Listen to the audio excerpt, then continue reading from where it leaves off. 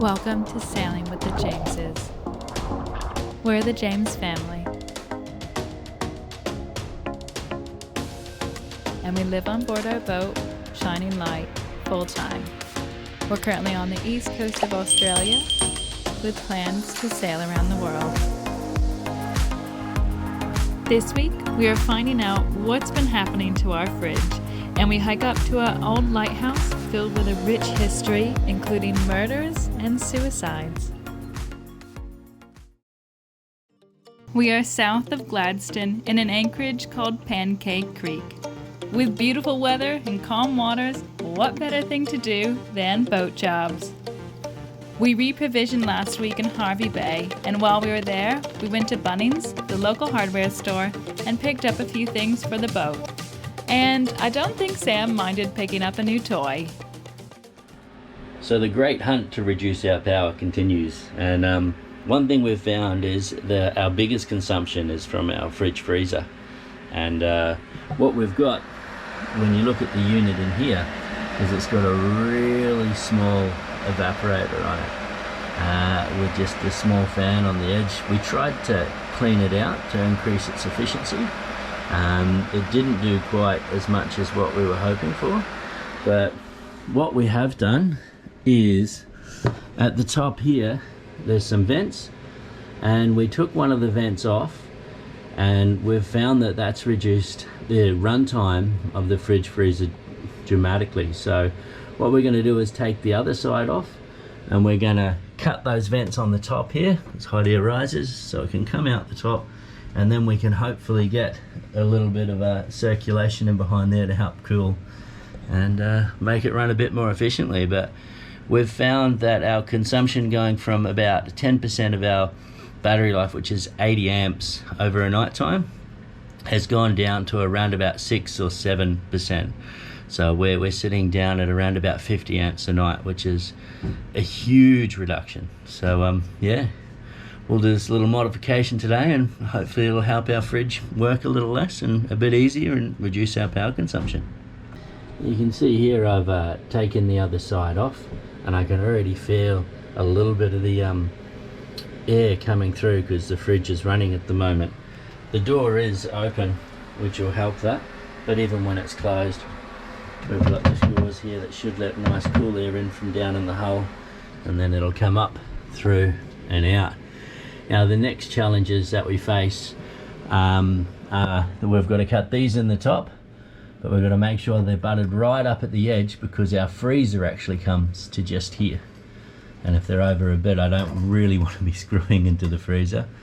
And that way, it'll just help the top air escape, you know, right out of the top there. Just any of the heat that's rising, it'll make an easier path for it to go right out the top. And when I do cut, I also don't want all of the stuff falling down onto our unit. So I'm gonna have to stuff a rag in there, mark this out carefully, and hopefully get it right. So fingers crossed. But I firmly believe that it's already helped us with our power consumption. So it's already reduced the amount that the fridge runs. I know we're in cold climates now, and maybe when we get to hot climates, it might run a bit more, but I think every little bit will help.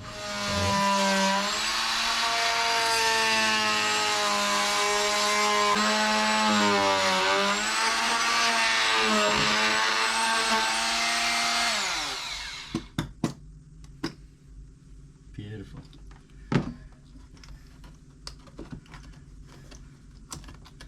There we go. Alright, so this is it installed in the top here. Doesn't quite look as pretty as it was before, but I can already feel the fridge is running at the moment, and there's warm air coming out of those. With regards to the holes in the back, I'm just gonna get some gauze next time we're in town and just put a bead of silicone around the outside and stick it there. The main reason being is just to stop dust and things like that from coming through and falling down onto our very precious compressor. We only have one fridge and freezer on Shining Light, so we want to make sure it works as efficiently as best as possible. But the next job we've got, since we upgraded Charlie's bunk, we've been worried about her getting out of a night time and out onto the deck.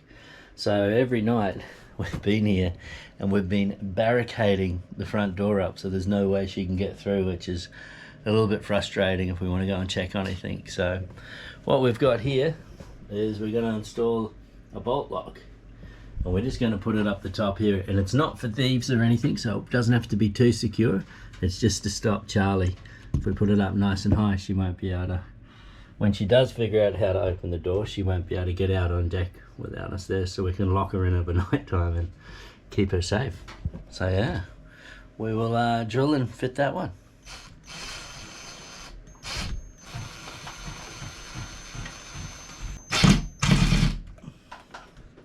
Alrighty, so we have the finished product here.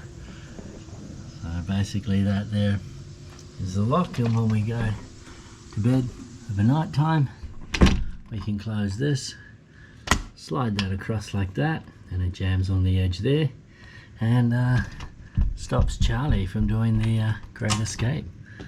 So yeah, we up there and keep her nice, safe and secure and inside the boat. Something we're pretty happy about. Okay, so today's a really exciting day for the James family. Today we are doing our table. So we've got a really nice table in the saloon here, but we've sort of just noticed over the past 2 months that we've, anyone with like kids, we've been digging it up a little bit, and we really want to protect this table. So Sam and I were talking, and we came up with this really awesome idea of putting a map down and then putting those like clear plastic table cloths on top of it. So we've just picked up the last ingredient. So we've got our map here. We got it off of eBay, and we've picked up this clear tablecloth. It's a 0.75 thick from Bunnings, the local hardware shop. And so the plan is to roll this out on the table, and then we'll put the clear stuff over top of it, and then throughout our travels and everything, we are going to start marking where we've been in our tracks. So very, very excited for this. And I think in the light here, this will show it really well. You can see sort of the dings, and she's just a really nice table, and we want to protect her.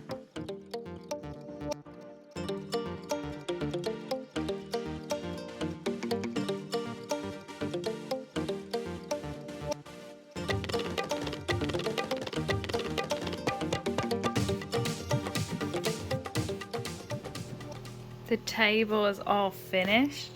All the plastic now wraps around the edges, and there was a bit of gap between where the map ended and the wood, so we've taken some photos that we had and made a nice collage on the table. So it looks really nice. And same with the other side, a little nice collage. And we're gonna start writing on it where we've been in the world.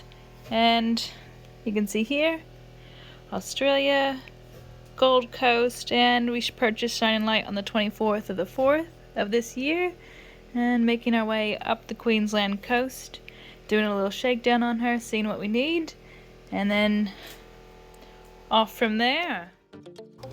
After the boat jobs are done, it's time to head ashore and do some exploring.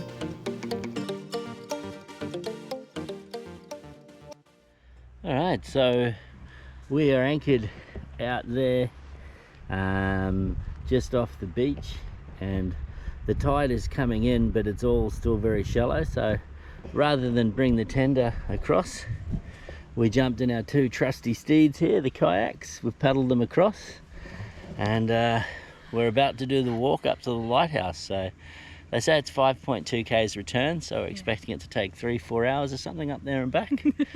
And yeah, it's meant to be an awesome walk, so we're going to check it out. Awesome. Can't wait to get started. You ready, Charlie? You can go walking? Where's your shoes? Lighthouse track, 5.2 kilometers return.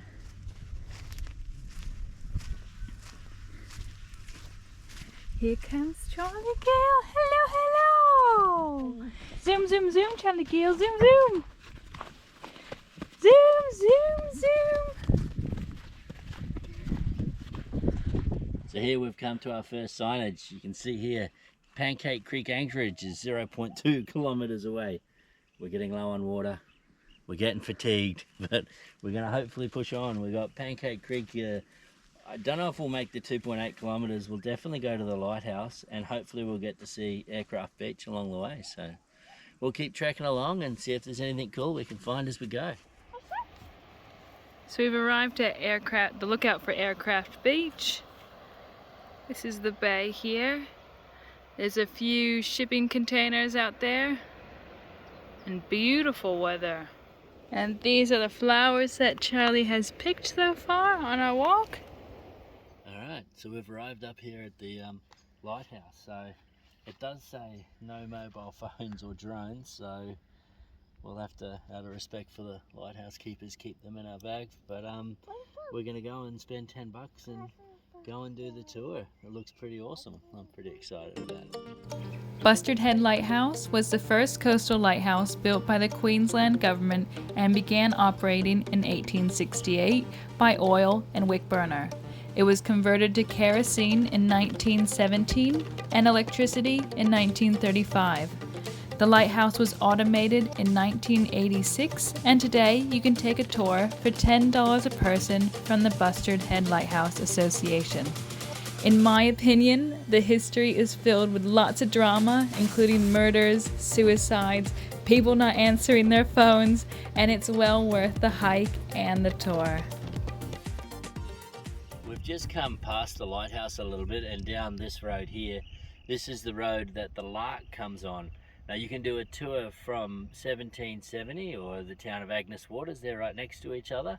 Where they are is right down where that peninsula is over there.